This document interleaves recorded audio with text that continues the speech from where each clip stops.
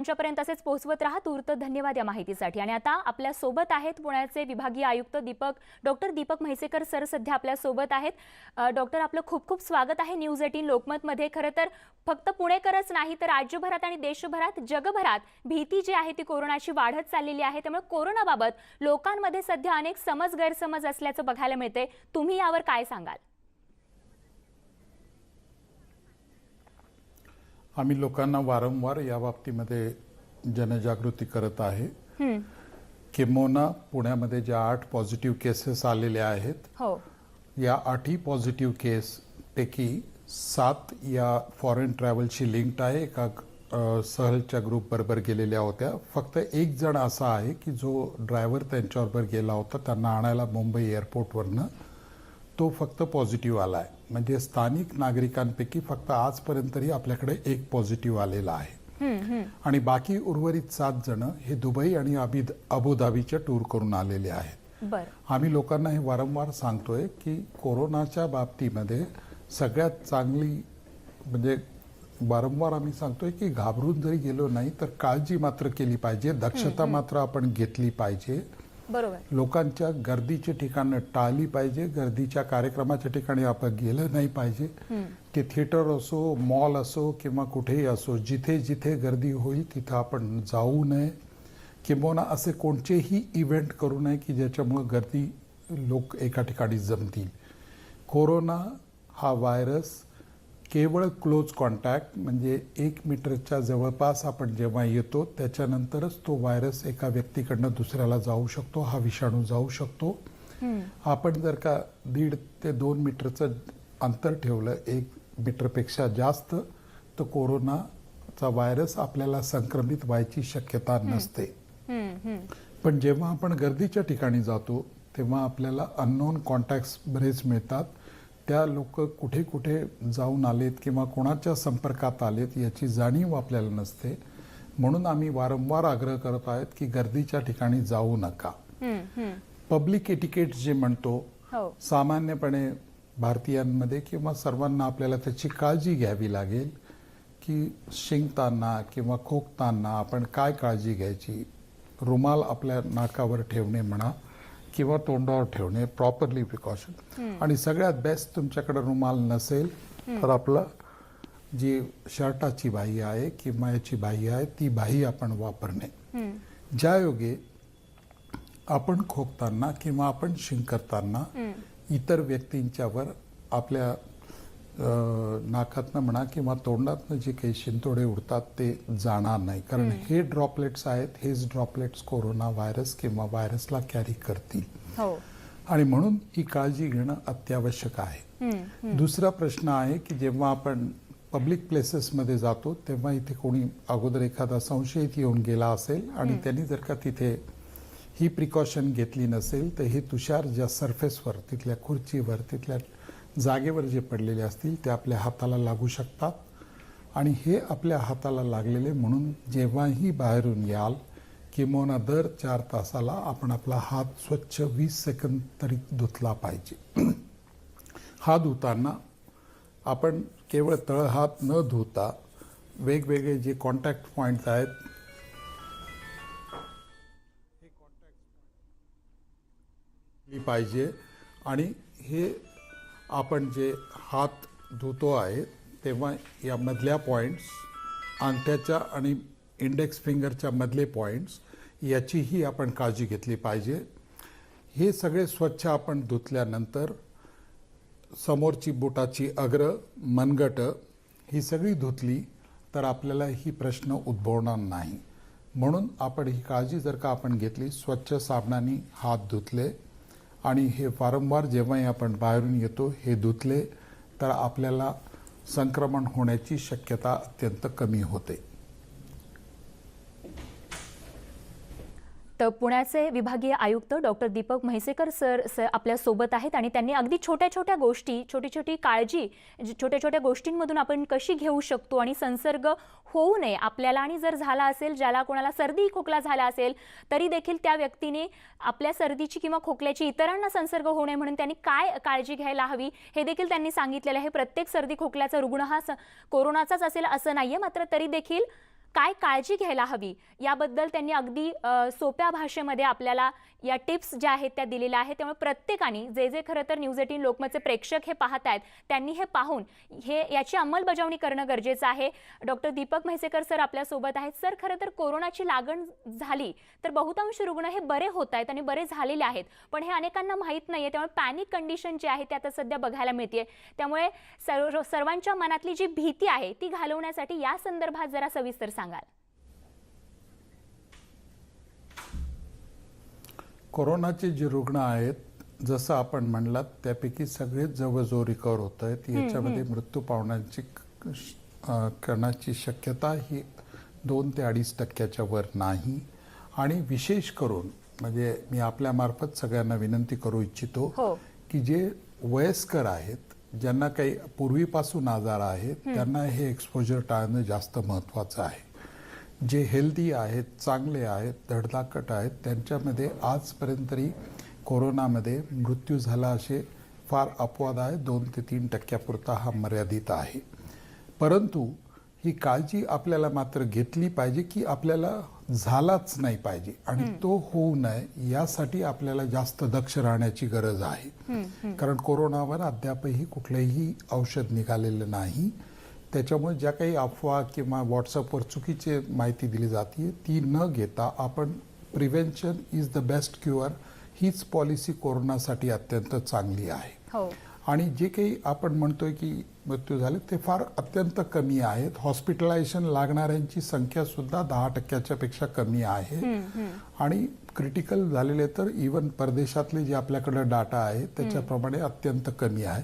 त्याच्यामुळे भ्यायचं कारण नाहीये, पण आपण काळजी मात्र घेतली पाहिजे. पब्लिक प्लेसेसमध्ये जाऊ नका. स्वच्छतेचे सामान्य नियम आपण फॉलो करा. हस्तांदोलन टाळा. भारतीय पद्धतीने नमस्कार करा. ही छोटे छोटे जरी उपाययोजना आपण केल्या तर आपण हा टाळू शकतो. अगदी सर, खरं तर ही छोटी छोटी टिप्स आपण सांगताना अत्यंत महत्त्वाच्या अशा टिप्स आहेत ज्या लोकांनी खरं तर आता त्याचा अवलंब करणं गरजेचं आहे. सर, आणखीन एक महत्त्वाची या ठिकाणी नोंद होती ती म्हणजे पाळीव प्राणी ज्यांच्या घरी आहे, पाळीव प्राण्यापासून हा संसर्ग होतोय अशी देखील एक अफवा आणि मेसेज जो आहे तो लोकांपर्यंत पसरत आहेत व्हॉट्सअपच्या माध्यमातून, सोशल मीडियाच्या माध्यमातून. आणि लोक आपल्या घरचे पाळीव प्राणी काही ठिकाणी तर सोडले देखील जात आहेत, सोडून देत आहेत का तर संसर्ग होऊ नये म्हणून. याबद्दल काय सांगाल? All India Institute of Medical सायन्सेसच्या डायरेक्टरनी किंवा जे WHO आता सांगितलंय त्याप्रमाणे या व्हायरसचं ओरिजिन जरी एखाद्या वेळेस जनावरांमधनं असलं तरी तो आज संक्रमित होत नाहीये असं सिद्ध झालेलं आहे.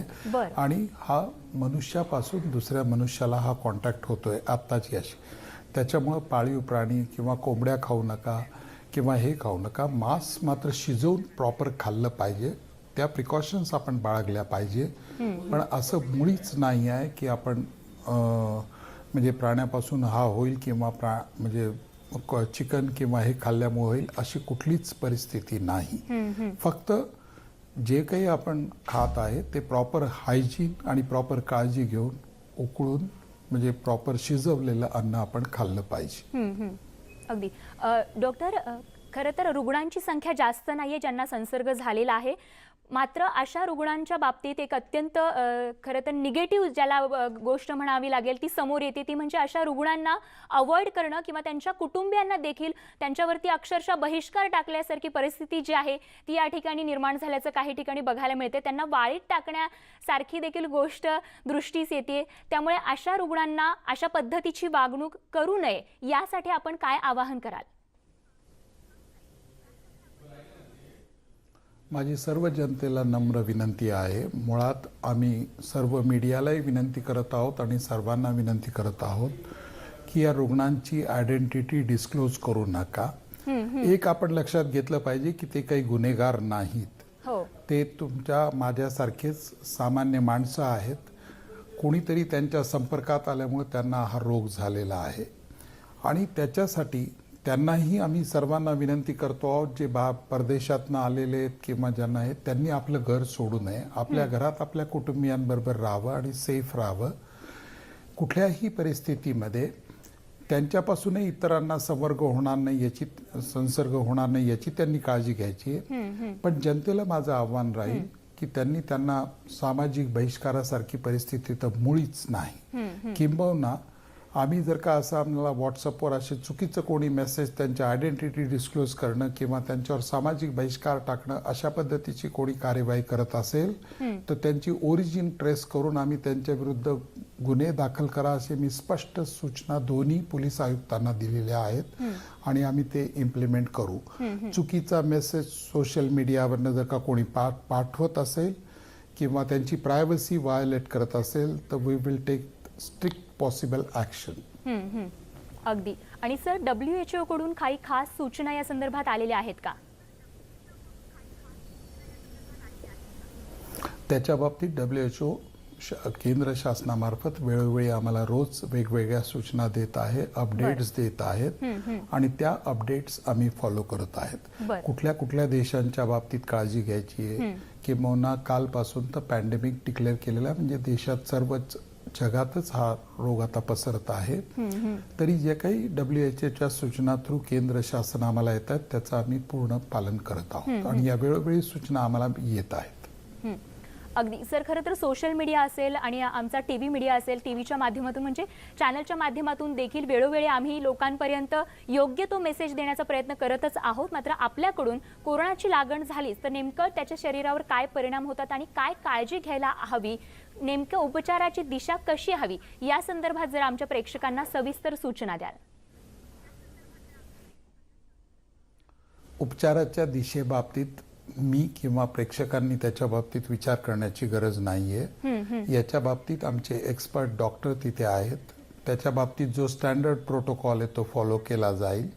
फक्त माझी जनतेला विनंती आहे आणि आपल्या मार्फत माझी विनंती राहील की आपल्याला होणार नाही या दृष्टीने काय प्रतिबंध घ्यायचे ते आपण घ्या. ट्रीटमेंट काय करायची हे आमचे डॉक्टर्स ठरवतील. तिथे ते एक्सपर्ट्स आहेत, त्यांना वेगळ्याने त्या बाबतीतलं प्रशिक्षण दिलं गेलेलं आहे. ते या बाबतीत आवश्यक त्या काळजी घेत आहेत आणि योग्य ती ट्रीटमेंट देतील. सर, एकूणच आता पुण्याचा विचार केला, राज्याचा विचार केला तर संपूर्ण सध्याची सद्यस्थिती काय आहे आरोग्य यंत्रणेच्या दृष्टिकोनातून? आरोग्य यंत्रणा आमची पूर्णतः तयार आहे. आम्ही जे काही आम्हाला आयसोलेशन फॅसिलिटीज पाहिजेत किंवा आम्हाला ज्या काही क्वारंटाईन फॅसिलिटी पाहिजेत किंवा आम्हाला जे काही मटेरियल लागणार आहे त्या सगळ्याचा प्लॅन आम्ही तयार केलेला आहे आणि आम्ही हे क्वारंटाईन फॅसिलिटी आणि आयसोलेशन फॅसिलिटी उभारून तयार ठेवलेल्या आहेत. आवश्यकतेप्रमाणे त्याच्यामध्ये गरज पडली तर वाढ करायची आमची तयारी आहे. आमची अपेक्षा आणि प्रार्थना हीच राहणार आहे की याची गरज पडू नये, पण आम्ही आमची पूर्ण तयारी ठेवतो आहोत. मॅनपॉवर असो, मटेरियल असो, एव्हरीथिंग इज इन प्लेस आणि आम्ही त्याची पूर्ण काळजी घेत आहोत. अगदी. सर, आणखीन एक महत्त्वाचा खरं तर प्रश्न आहे हा की हा समजा संसर्ग झाला तर साधारण किती दिवसांमध्ये तो पेशंट, तो रुग्ण बरा होऊ शकतो? आणि आता जे प्रेक्षक खरं तर तुम्हाला ऐकत आहेत त्यांना पुन्हा एकदा सविस्तर माहिती द्याल, कशा पद्धतीची आपण काळजी घेऊ शकतो हा संसर्ग होऊ नये यासाठी?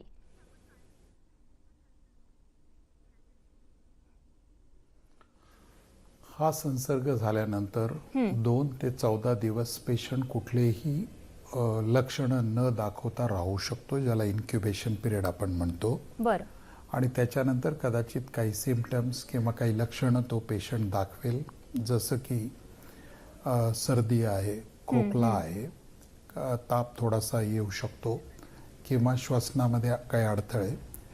पण एक टिपिकल सिम्पटम आपल्याला पुण्यामध्ये दिसत आहे की अशा प्रकारचे कोणतेही सिम्पटम्स न दाखवता सुद्धा हे पेशंट्स आपल्याकडे पॉझिटिव्ह आलेले आहेत आणि त्या बाबतीत आम्ही आमचा फीडबॅक केंद्र शासनाला दिलेला आहे. त्याच्या आधारे रिवाइज गाईडलाईन जे येतील ते आम्ही फॉलो करू.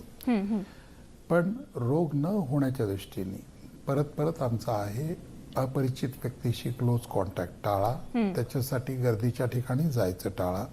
गर्दीचे इव्हेंट करणं टाळा. स्वतःच्या सॅनिटेशन हायजीन बद्दल जागरूक राहा. स्वतः आपण इतरांना हे संसर्ग न होण्यासाठी आपण छोट्या छोट्या गोष्टी पाळा. खोकू नका. खोकताना रुमाल तोंडावर ठेवावा. शिंकताना रुमाल तोंडावर ठेवावा. किंबहुना बाहेरून आल्यानंतर आपले हँडवॉश प्रॉपर असावे. हस्तांदोलन टाळावं. या सगळ्या छोट्या छोट्या प्रिकॉशन्स आपण घेतल्या तर आपण हे टाळू शकतो आणि हे टाळण्याची गरज आहे आणि ती काळजी घेण्याची आपल्याला गरज आहे. अनावश्यक ट्रॅव्हल टाळावा. जर का आपल्याला गरज नसेल तर आपण बाहेर जायची आवश्यकता नाही. विशेष करून आपण परदेशातून आलेला असाल तर आमची आपल्याला विनंती आहे की आपण आपल्या घरी राहा. आपल्याला स्वतःला 14-15 दिवस क्वारंटाईन करून घ्या. आपण आणि आपल्या कुटुंबाला सेफ ठेवा आणि बाहेरही हे इन्फेक्शन होणार नाही. कुठलंही लक्षण आपल्याला वाटलं फॉरेन ट्रॅव्हल नंतर तर जरूर आमच्या संपर्क कक्षांशी आपण कॉन्टॅक्ट करू शकता. आमच्याशी आमचे पब्लिक नंबर्स आम्ही डिस्प्ले करतो आहोत, तिथे आपण कॉन्टॅक्ट करू शकता. आणि पब्लिकला जर का काही याच्या बाबतीत शंका असेल तर 104 एक आपण राज्य शासनाने लाईन डेडिकेटेड लाईन सुरू केली आहे. त्याच्यावरनं आपल्याला याची प्रश्नांची उत्तरं मिळू शकतील. ज्याला आपण FAQ म्हणतो किंवा फ्रिक्वेंटली आस्क्ड क्वेश्चन म्हणतो, त्या सगळ्यांची उत्तरं आपल्याला तिथे मिळतील. अगदी. तर 104 हा अत्यंत महत्त्वाचा नंबर आहे. ज्यांना कोणाला काही प्रश्न असतील या नंबरच्या माध्यमातून देखील तुम्हाला तुमच्या प्रश्नांची उत्तरं मिळू शकतात. डॉक्टर सर, खरं तर आणखीन एक महत्त्वाचा प्रश्न असा, मगाशी देखील तुम्ही त्याचं उदाहरण व्यवस्थित सविस्तरपणे दिलेलं आहे, मात्र तरी देखील जे प्रेक्षक आत्ता TV समोर बसलेले आहेत त्यांच्यासाठी पुन्हा एकदा सविस्तर सांगाल की हात धुताना नेमकी कोणती काळजी घ्यायला हवी, कशा पद्धतीनं हात धुतले जावे जेणेकरून हाताच्या माध्यमातून हा संसर्ग होणार नाही? मी वारंवार सांगितलं की केवळ तळहात धुवून चालत नाही. तळहात तर धुतलाच पाहिजे. दोन्ही बोटांमधली जी जागा आहे ती धुतल्या गेली पाहिजे. दोन्ही बाजूनी अंगठा आणि इंडेक्स फिंगरमधली जागा धुतली गेली पाहिजे. त्याचबरोबर आपण जेव्हा हाताची बोटाची अग्र जी आहेत ती सुद्धा धुतली जातील एवढी काळजी घेतली गेली पाहिजे. मनगटं सुद्धा धुतली गेली पाहिजे आणि ही मनगटं स्वच्छ साबणाने 20 सेकंदापेक्षा जास्त, कमीत कमी 20 सेकंद आपण धुतली, स्वच्छ धुतली आणि वाळवली तर हा प्रश्न येणार नाही. आपण ही काळजी घेतली पाहिजे. दिवसातनं जितक्या वेळेस शक्य आहे तितक्या वेळेस हात स्वच्छ धुवा. बाहेरून आल्यानंतर बोटांनी किंवा आपल्याला ती सवय असते, प्रत्येक व्यक्तीला असते की आपण चेहऱ्याला स्पर्श करतो, तोंडाला, नाकाला किंवा डोळ्यांना. हा स्पर्श करू नये. हात स्वच्छ धुतल्याशिवाय, साबणाने डिसइन्फेक्ट केल्याशिवाय हा स्पर्श टाळावा, हा स्पर्श करू नये. ही आपण जर का आपण काळजी घेऊ शकलो आणि हे जर का गर्दीची ठिकाणं आपण टाळली तर माझ्या मते हा संसर्ग आपल्याला होण्याची शक्यता अत्यंत कमी आहे. जसं मी सांगितलं, शिंकताना नाकावर पूर्ण नाक बंद करून हे क्लोज केलं पाहिजे, तोंड पूर्ण बंद केलं पाहिजे आणि आपल्याला एवढी काळजी घेतली पाहिजे की आपले तुषार कुठं बाहेर उडणार नाही. दुर्दैवाने आपल्याकडं समजा हात रुमाल नसेल तर इमिजिएटली आपली स्लीव्ज किंवा जी बाही आपण म्हणतो त्या बाहीचा आपण वापर केला पाहिजे आणि तो ॲप्रोप्रिएटली नाक थोडं खाली करून या पद्धतीने आपण फोल्ड केलं पाहिजे.